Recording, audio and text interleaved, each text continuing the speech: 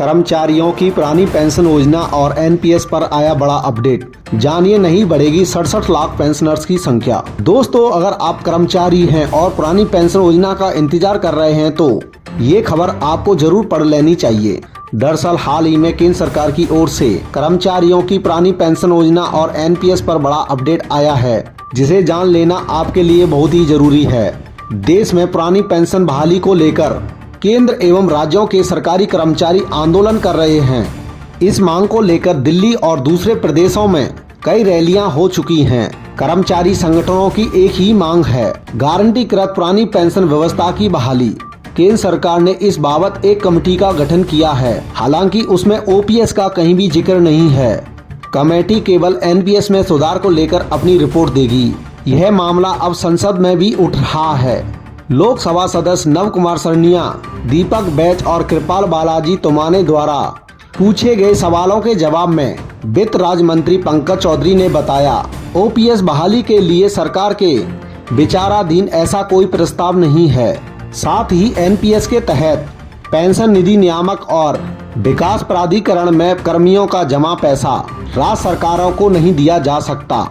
मौजूदा समय में केंद्र सरकार के अंतर्गत 67,95,449 पेंशन भोगी हैं। लोकसभा सदस्य नव कुमार सरनिया, दीपक बैच और कृपाल बालाजी तोमाने ने पूछा था कि देश में पेंशन भोगियों की संख्या कितनी है, क्या सरकार का पुरानी पेंशन योजना यानी ओपीएस को बहाल करने का विचार है, यदि हाँ तो तत्संबंधी ब्यौरा क्या है, ओपीएस के कार्यान्वयन में विलंब के क्या कारण हैं, कितने राज्यों ने अपने कर्मचारियों के लिए ओपीएस को दोबारा से आरंभ किया है, क्या कई राज्यों ने ओपीएस को दोबारा से आरंभ करने के लिए राष्ट्रीय पेंशन योजना यानी एनपीएस के अंशदान को वापस करने की मांग की है। छत्तीसगढ़ द्वारा जमा की गई धन राशि और उस पर ब्याज सहित मांगी गई राशि का ब्यौरा क्या है, सरकार ने इस संबंध में क्या कार्रवाई की है, सरकार द्वारा ओपीएस को दोबारा से आरंभ करने वाले राज्यों को एनपीएस का धन वापस लेने के लिए क्या निर्णय लिया गया है।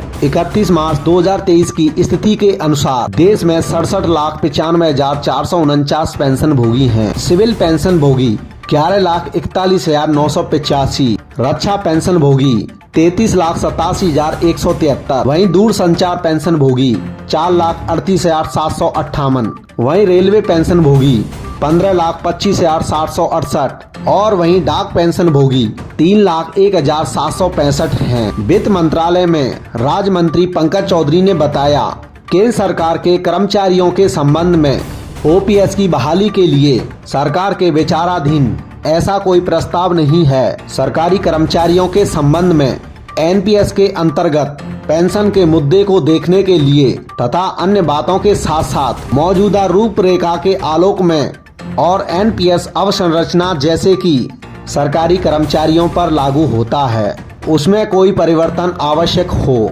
उसके लिए वित्त सचिव की अध्यक्षता में एक समिति गठित की गई है। राजस्थान, छत्तीसगढ़, झारखंड, पंजाब और हिमाचल प्रदेश की राज्य सरकारों ने केंद्र सरकार पीएफआरडीए को उनके कर्मियों के लिए पुरानी पेंशन स्कीम पर वापस लौटने के अपने निर्णय के बारे में सूचित कर दिया है।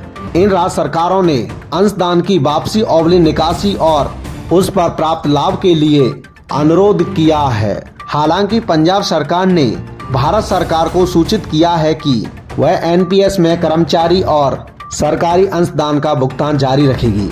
छत्तीसगढ़ सरकार ने सूचित किया है कि एनपीएस के अंतर्गत अंशधारकों के संबंध में 31 मार्च 2022 की स्थिति के अनुसार 17,240 करोड़ रुपए की प्रबंधन अंतर्गत परिसंपत्ति एयूएम के प्रोटियन को 11,850 करोड़ रुपए की राशि का अंतरण किया गया है।